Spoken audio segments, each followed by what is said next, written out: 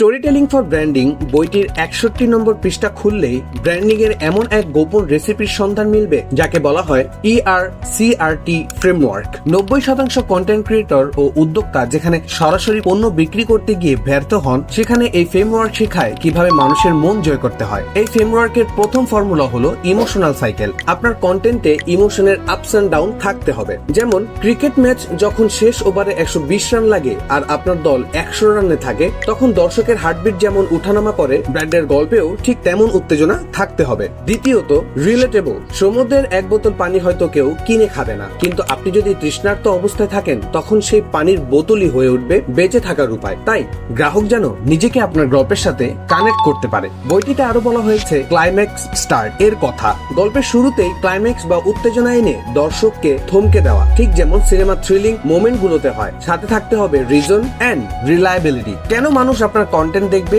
তার যৌক্তিক কারণ, এবং শেষে একটি অপ্রত্যাশিত টুইস্ট বা মানুষের মানসিক শান্তির সমাধান। এই 5টি সায়েন্টিফিক উপাদানের সঠিক সংমিশ্রণই আপনার সাধারণ ব্যবসাকে এক রাতে ব্র্যান্ডে রূপান্তর করতে পারে। স্টোরি টেলিং এর এমন চমৎকার সব প্র্যাকটিক্যাল স্ট্র্যাটেজি আর বিজনেসের আসল সিক্রেট জানতে আজই সংগ্রহ করুন বইপিয়ন প্রকাশনের স্টোরি টেলিং ফর ব্র্যান্ডিং বইটি অর্ডার করতে এখনই ভিজিট করুন www.boipion.com অথবা স্ক্রিনে দেয়া নাম্বারে সরাসরি কল করুন।